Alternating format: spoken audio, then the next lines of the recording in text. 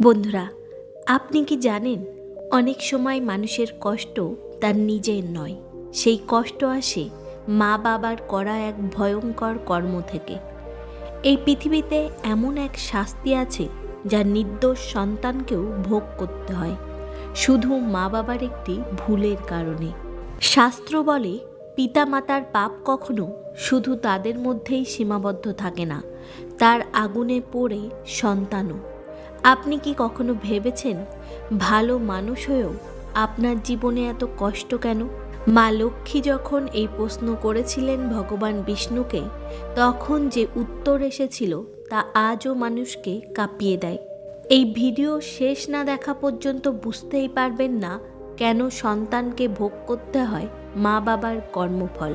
বন্ধুরা, আপনারা নিশ্চয়ই কোথাও না কোথাও শুনেছেন যে মানুষ যেমন কর্ম করে তার সঙ্গে তেমনই ফল ঘটে। মানুষ যত বড় ধনী হোক, যতই ভাগ্যবান হোক না কেন, নিজের কর্মের ফল তাকে একদিন না একদিন ভোগ করতেই হয়। ঠিক তেমনই ভগবান বিষ্ণু স্বয়ং বলেছেন, মাতা পিতার শুভ ও অশুভ কর্মের ফল তাদের সন্তানদেরও ভোগ করতে হয়।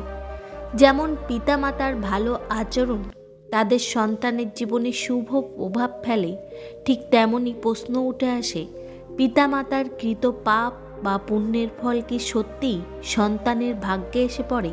বন্ধুরা, মানুষকে নিজের ভালো মন্দ কর্মের ফল তো ভোগ করতেই হয়, কিন্তু তার পাশাপাশি পিতামাতার কর্মের প্রভাবও অনেক সময় সন্তানের জীবনে পড়ে। বন্ধুরা, চলুন আজ আমি আপনাদের একটি প্রিয় ধর্মকথা শোনাই। তবে তার আগে এই ভিডিওটি যারা দেখছেন তাদের সকলের জন্য আমি ভগবান শ্রীরামের চরণে প্রার্থনা জানাই। আপনারা যদি সত্যিই ভগবান শ্রীরামের আদর্শকে হৃদয় দিয়ে মানেন, তবে সম্পূর্ণ শ্রদ্ধা ও ভক্তি সহকারে এই ভিডিওর কমেন্ট বক্সে অবশ্যই লিখবেন জয় শ্রীরাম। ভিডিওটি সম্পূর্ণ দেখবেন। বন্ধুরা, এবার চলুন কাহিনী শুরু করি।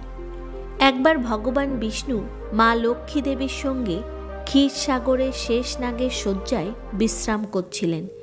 সেই সময় মা লক্ষ্মী ভগবান নারায়ণের কাছে বললেন, হে নাথ, আমার মনে একটি প্রশ্ন জেগেছে। পিতামাতার ভালো ও মন্দ কর্মের ফল কি সত্যিই তাদের সন্তানেরা ভোগ করে? মা লক্ষ্মীর এই প্রশ্ন শুনে ভগবান বিষ্ণু বললেন, হে দেবী লক্ষ্মী, তোমার প্রশ্ন সম্পূর্ণ সত্য। পিতামাতার দ্বারা করা শুভ ও অশুভ কর্মের ফল তাদের সন্তানদের অবশ্যই ভোগ করতে হয়। তখন মা লক্ষ্মী আবার বললেন, হে নাথ, কিন্তু কেন? কিভাবে পিতামাতার কর্মের ফল সন্তানদের ওপর এসে পড়ে? তখন ভগবান শ্রীহরি বিষ্ণু বললেন, হে দেবী, আমি তোমাকে প্রাচীনকালের একটি অত্যন্ত গুরুত্বপূর্ণ কাহিনী শোনাই। এই কাহিনী শুনলে তুমি নিজেই বুঝতে পারবে কিভাবে মাতা পিতার কর্মের ফল তাদের সন্তানদের জীবনে প্রভাব ফেলে। কিন্তু হে দেবী, যতক্ষণ আমি এই কাহিনী বলবো, তুমি সম্পূর্ণ মনোযোগ ও সত্য হৃদয়ে তা শ্রবণ করবে। যে মানুষ এই কাহিনী সম্পূর্ণ শ্রদ্ধা সহকারে শুনবে, আমি তার সমস্ত পাপ নাশ করে তাকে স্বর্গলোকে উপযুক্ত স্থান দেব। আর যে ব্যক্তি এই কাহিনীর প্রচার ও প্রসার করবে, সে বৈকুণ্ঠধামে স্থান লাভ করবে। এই কথা শুনে মা লক্ষ্মী বললেন, হে নাথ, আমি আপনার বলা এই কাহিনী সমগ্র জগতে প্রচার করব। আপনি অনুগ্রহ করে কাহিনীটি বলুন। বন্ধুরা, এরপর ভগবান বিষ্ণু কাহিনী শুরু করলেন। ভগবান বললেন, হে দেবী, প্রাচীনকালে একটি গ্রামে এক দরিদ্র কৃষক বাস করত। সে অত্যন্ত পরিশ্রমী ছিল। দিনভর খাটুনি করে সে কোনো মতে সংসার চালাতো। সারাদিন শ্রম দিয়ে সে মাত্র 10 টাকা উপার্জন করত। সেই উপার্জিত 10 টাকার মধ্যে প্রতিদিন 5 টাকা সে দান করত। কৃষকের পরিবারে মোট 4 জন সদস্য ছিল, স্বামী, স্ত্রী এবং তাদের 2 যমজ পুত্র। ধীরে ধীরে সেই 2 ছেলে বড় হতে লাগলো, কিন্তু তাদের লালন পালনে কৃষকের কষ্ট বাড়তে থাকলো। বন্ধুরা, কারণ দিনে দিনে মহামূল্য বৃদ্ধি পাচ্ছিল। ভগবান বিষ্ণু মা লক্ষ্মীকে বললেন, হে দেবী লক্ষ্মী, যখন কৃষকের ছেলেরা একটু বুঝতে শেখে, তখন একদিন তারা তাদের পিতাকে বলল, বাবা, আপনি প্রতিদিন 10 টাকা রোজগার করেন, তার মধ্যে 5 টাকা দান করে দেন, তাহলে বাকি 5 টাকায় আমরা কিভাবে সংসার চালাবো? ছেলেদের মুখে এমন কথা শুনে কৃষক শান্ত স্বরে বলল, এই দান তোমাদের জন্যই করি, অন্যের জন্য নয়। কিন্তু বন্ধুরা, সেই 2 ছেলে তখনও এই কথা বোঝার মতো পরিণত হয়নি, কারণ তখন তাদের বয়স এমন ছিল যেখানে তারা কেবল নিজের কথাই ভাবত, অন্যের কথা নয়। তারা তখনও ছিল অবুঝ শিশু। বন্ধুরা, এরপর ভগবান বিষ্ণু বললেন, হে দেবী লক্ষ্মী। এভাবেই কিছু সময় কেটে যেতে লাগলো, আর সেই কৃষকের 2 ছেলে ধীরে ধীরে বড় হয়ে উঠল। কিন্তু হে দেবী, যেমনটি বলা হয়, যখন সব কিছু ভালো চলতে থাকে ঠিক তখনই কোনো না কোনো অনিষ্ট ঘটে। ঠিক তেমনটাই ঘটেছিল সেই 2 শিশুর জীবনে। একদিন কৃষক তার কাজ সেরে বাড়ির দিকে ফিরছিল। পথে জঙ্গলের মধ্যে হঠাৎ একটি বাঘ তার উপর আক্রমণ করে। সেই ভয়ঙ্কর আক্রমণে কৃষকের সেখানেই মৃত্যু হয়। যখন কৃষকের স্ত্রী এবং তার 2 পুত্র তাদের পিতার মৃত্যুর সংবাদ পেল, তখন তারা গভীর শোকে ভেঙে পড়ল। পিতৃহারা হয়ে সেই 2 শিশু অনাথ হয়ে গেল। কয়েকদিন পর কৃষকের 2 ছেলে তাদের মায়ের কাছে এসে জিজ্ঞাসা করল, মা, বাবা কোথায় গেছেন? এতদিন ধরে তিনি কেন বাড়ি ফেরেননি? তখন কৃষকের স্ত্রী চোখের জল মুছতে মুছতে বললেন, বাচ্চারা, তোমাদের বাবা আমাদের সবাইকে ছেড়ে ভগবান ভোলেনাথের কাছে চলে গেছেন। তিনি বেঁচে থাকতে প্রতিদিন 10 টাকা রোজগার করতেন, তার মধ্যে 5 টাকা দিয়ে আমাদের সংসার চালাতেন, আর বাকি 5 টাকা দান করে দিতেন। কিন্তু এখন তো তিনি আর নেই, তাহলে বলো আমরা কিভাবে বাঁচব, কিভাবে আমাদের পেট চলবে? এরপর মা তার 2 সন্তানকে বললেন, বাছারা, যে ঘরে দারিদ্রতা থাকে সেই ঘরের পাশে কেউ থাকে না, সবাই দূরে সরে যায়, শুধু ভগবানই একমাত্র যিনি গরিবের সহায় হন। মায়ের কথা শুনে 2 শিশু বলল, মা, তুমি এমন কথা বলো না। আমরা 2 ভাই ভগবান ভোলে বাবার কাছে যাব এবং বাবাকে ফিরিয়ে নিয়ে আসব। আমাদের ভোলে বাবা বড়ই দয়ালু। আমাদের দুঃখ দেখে তিনি নিশ্চয়ই আমাদের ওপর করুণা করবেন এবং বাবাকে আমাদের সঙ্গে পাঠিয়ে দেবেন। বন্ধুরা, ভগবান বিষ্ণু তখন দেবী লক্ষ্মীকে বললেন, হে দেবী লক্ষ্মী, সেই নিষ্পাপ শিশুদের কথা শুনেও তাদের মা তা গুরুত্ব দেননি।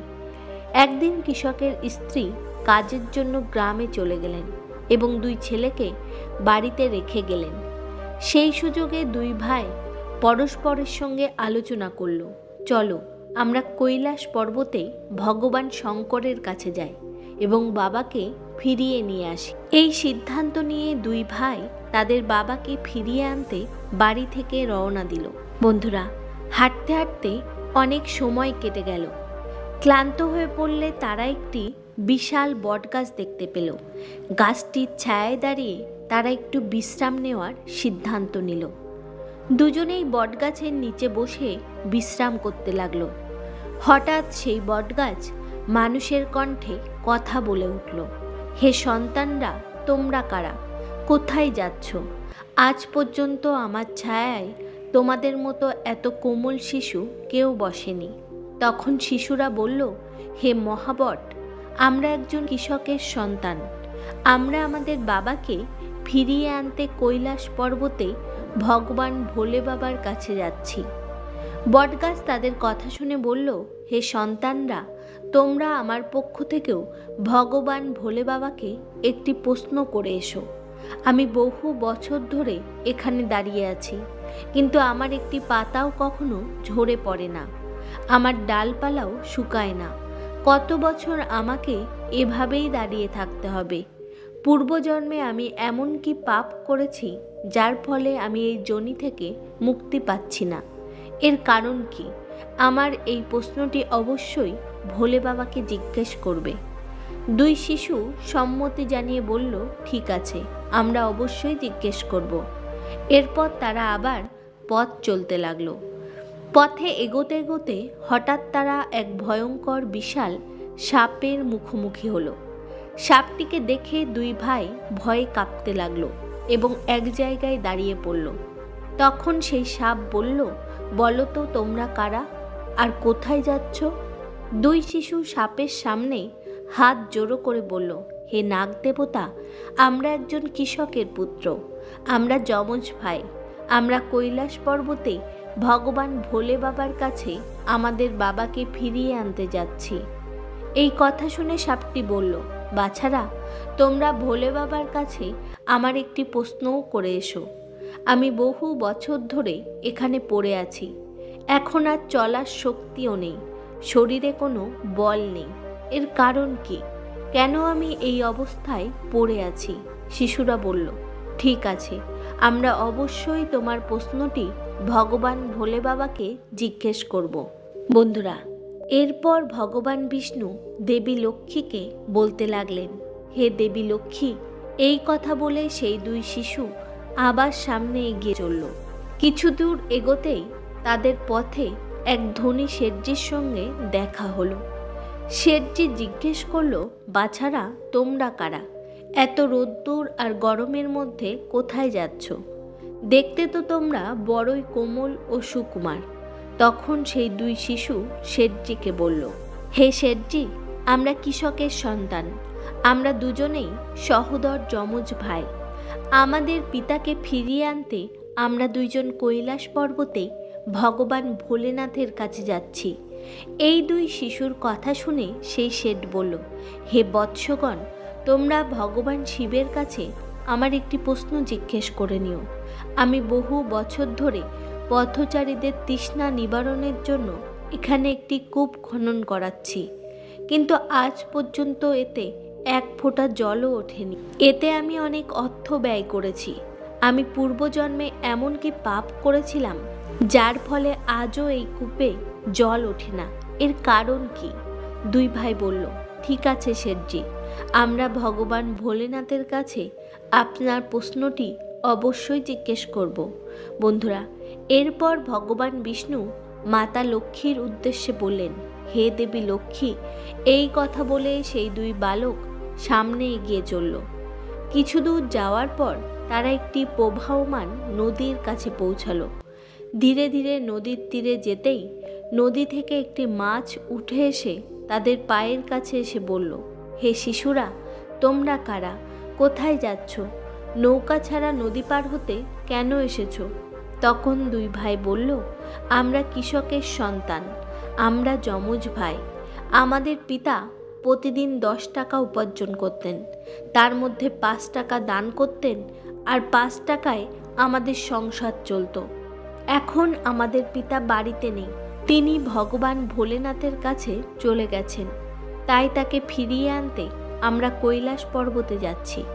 বন্ধুরা, তাদের কথা শুনে সেই মাছ বলল, তোমরা ভগবান শিবের কাছে আমারও একটি প্রশ্ন করে নিও। বহু বছর ধরে আমি এই নদীতেই ঘুরে বেড়াচ্ছি, আমার সঙ্গে 7 প্রজন্ম কেটে গেছে, তবু আমি আজও এই নদীতেই বন্দী। আমি পূর্বজন্মে এমন কি পাপ করেছিলাম যার ফলে এই যোনি থেকে মুক্তি পাচ্ছি না? এর কারণ কি? দুই ভাই বলল, ঠিক আছে, আমরা ভগবান ভোলেনাথের কাছে তোমার প্রশ্নের উত্তর জিজ্ঞেস করব এবং ফিরে এসে তোমাকে জানাবো। এই কথা বলে তারা আবার সামনে এগিয়ে চলল। চলতে চলতে তারা আরেকটি নদীর তীরে পৌঁছালো। সেখানে তারা দেখল একটি মৃতদেহ নদীর ধারে পড়ে আছে। তারা সেটিকে এড়িয়ে যেতে চাইল। হঠাৎ সেই মৃত ব্যক্তি চিৎকার করে বলল, হে শিশুরা, তোমরা কারা? কোথায় যাচ্ছ? এই কথা শুনে তারা ভয় পেয়ে গেল। তারপর বলল, আমরা কৃষকের সন্তান, যমজ ভাই, আমরা কৈলাস পর্বতে ভগবান ভোলেনাথের কাছে আমাদের পিতাকে ফিরিয়ে আনতে যাচ্ছি। তখন সেই মৃত ব্যক্তি বলল, ভগবান ভোলেনাথের কাছে আমারও একটি প্রশ্ন করে নিও। বহু বছর ধরে আমার দেহ এই নদীর তীরেই পড়ে আছে। কখনো ঢেউ এলে দেহ নদীতে চলে যায়, আবার ফিরে এসে তীরে পড়ে থাকে। এত বছরেও আমার দেহ পচে যায়নি, নষ্টও হয়নি। দাহ সংস্কার না হওয়ার কারণে আমি মুক্তি পাচ্ছি না।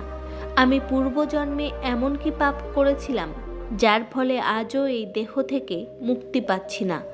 এর কারণ কি? দুই ভাই বলল, ঠিক আছে, আমরা ভগবান ভোলেনাথের কাছে তোমার প্রশ্নটিও জিজ্ঞেস করব। বন্ধুরা, এরপর ভগবান বিষ্ণু মাতা লক্ষ্মীর উদ্দেশ্যে বললেন, হে দেবী লক্ষ্মী।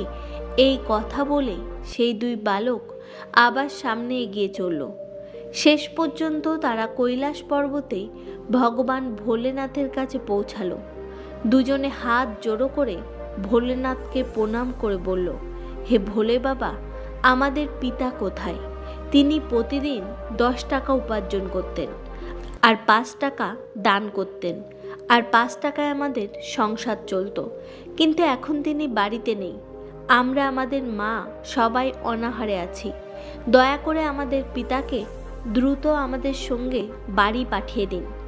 বন্ধুরা, তখন ভগবান ভোলেনাথ তাদের কথা শুনে বললেন, ঠিক আছে, আমি তোমাদের পিতাকে তোমাদের সঙ্গে বাড়ি পাঠিয়ে দেব। তবে তার আগে তোমরা এখানে বসো। ভগবান শিব তাদের কাছে বসালেন, আর মাতা পার্বতী তাদের স্নেহ ভরে উত্তম ভোজন করালেন। ভোজনের পর ভোলেনাথ জিজ্ঞেস করলেন, তোমাদের আর কি প্রয়োজন? তখন পথে পথে যাদের কাছ থেকে যে যে প্রশ্ন তারা পেয়েছিল, সেই সব প্রশ্ন তারা ভগবান ভোলেনাথের সামনে তুলে ধরল। ভগবান শিব সব প্রশ্নের উত্তর দিয়ে বললেন, হে বৎসগণ, ফেরার পথে সবাইকে তাদের প্রশ্নের উত্তর জানিয়ে দেবে। আর এখন তোমরা তোমাদের নিজেদের বাড়ি ফিরে যাও। তোমাদের মা তোমাদের পথ চেয়ে বসে আছেন। তোমাদের পিতাও বাড়ি পৌঁছে যাবেন। এই কথা শুনে দুই ভাই ভগবান ভোলেনাথকে প্রণাম করে নিজেদের বাড়ির পথে রওনা দিল। তারপর তারা দুজনেই ঘরের উদ্দেশ্যে রওনা দেয়। পথে হাঁটতে হাঁটতে প্রথমেই তারা আবার সেই মৃত মানুষটিকেই দেখতে পেল, যে নদীর ধারে পড়েছিল।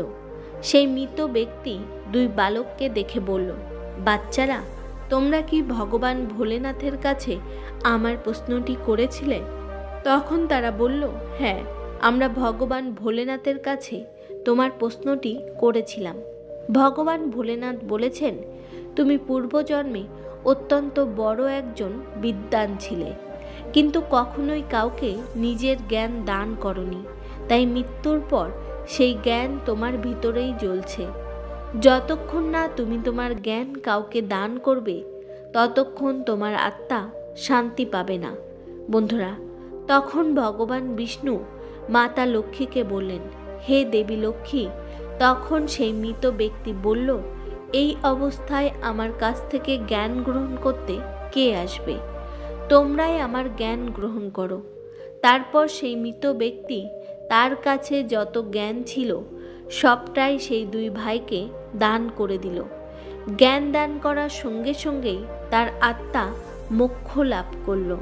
তারপর দুই ভাই সেখান থেকে এগিয়ে গেল। আরও কিছুটা এগিয়ে গেলে তারা আবার সেই মাছটিকে দেখতে পেল। মাছটি বলল, বাছারা, তোমরা কি ভগবান ভোলেনাথের কাছে আমার প্রশ্ন করেছিলে? তারা বলল, হ্যাঁ, আমরা করেছিলাম। তারা মাছটিকে বলল, ভগবান ভোলেনাথ বলেছেন, তুমি তোমার অমৃত কাউকে দান করনি। এখন এই অমৃত তোমরাই গ্রহণ করো। এই বলে মাছটি নিজের অমৃত দুই শিশুকে দান করল। অমৃত দান করতেই মাছটির আত্মাও মোক্ষ লাভ করল। এরপর দুই ভাই আরও এগিয়ে গেল। পথে আবার সেই শেঠের সঙ্গে দেখা হলো, যে পথিকের জন্য কুয়ো খনন করছিলেন। শেঠ দুই ভাইকে দেখে অত্যন্ত স্নেহ ভরে বলল, বাছারা, তোমরা কি ভগবান ভোলেনাথের কাছে আমার প্রশ্ন করেছিলে? তারা বলল, হ্যাঁ, করেছিলাম। ভগবান ভোলেনাথ বলেছেন, আপনার ঘরে দুটি যুবতী কন্যা অবিবাহিত অবস্থায় রয়েছে।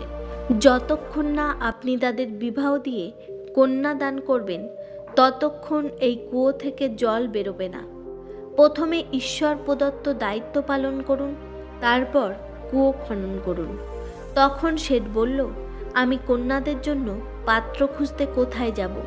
তোমরা দুজনই সরল স্বভাবের, সুন্দর এবং দেখতে একরকম। তোমরা এখন বিবাহযোগ্যও হয়েছ, তাই তোমরাই আমার 2 কন্যাকে বিবাহ করো।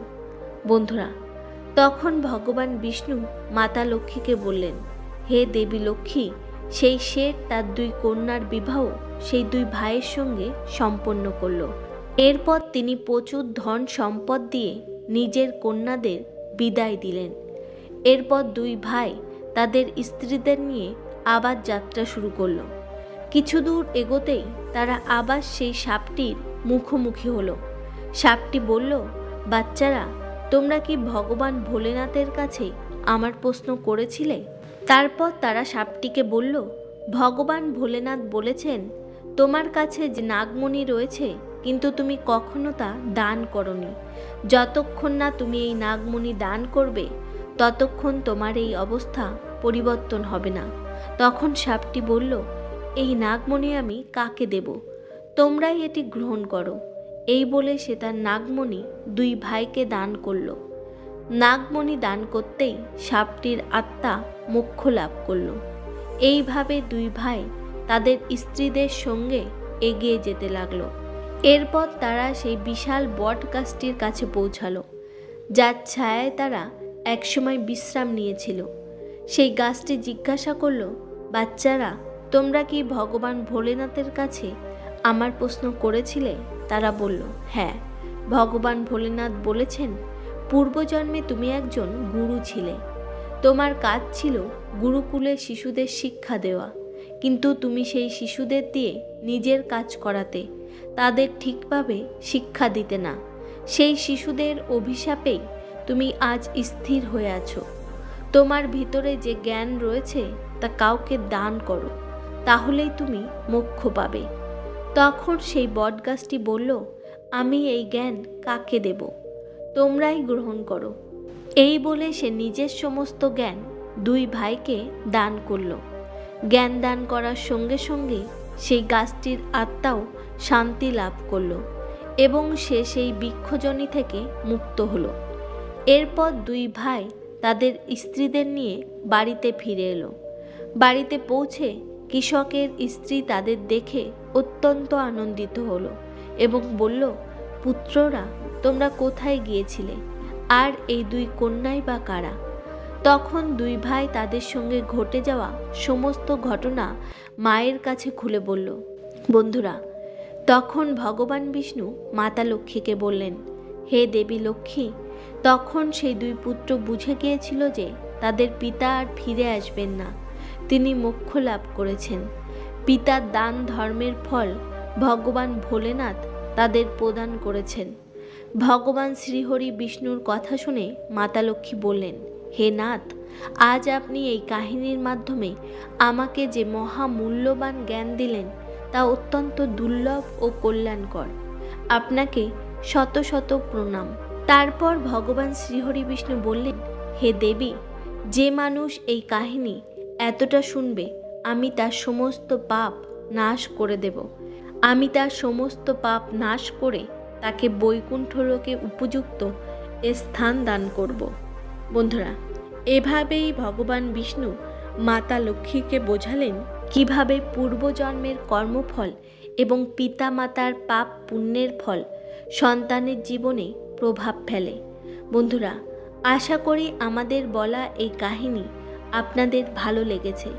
যদি আপনারা এই ধরনের ধর্মীয় কাহিনী শুনতে ভালোবাসেন, তাহলে আমাদের ইউটিউব চ্যানেলটি অবশ্যই সাবস্ক্রাইব করুন এবং এই ভিডিওতে শ্রীহরি বিষ্ণু ও জয় শ্রীরাম কমেন্ট করতে ভুলবেন না। এই ভিডিওটি অবশ্যই সেই সব মানুষের সঙ্গে শেয়ার করুন যারা এই বিষয়গুলি জানেন না। বন্ধুরা, এই ভিডিওটি শেষ পর্যন্ত দেখার জন্য আপনাদের সকলকে হৃদয় থেকে ধন্যবাদ।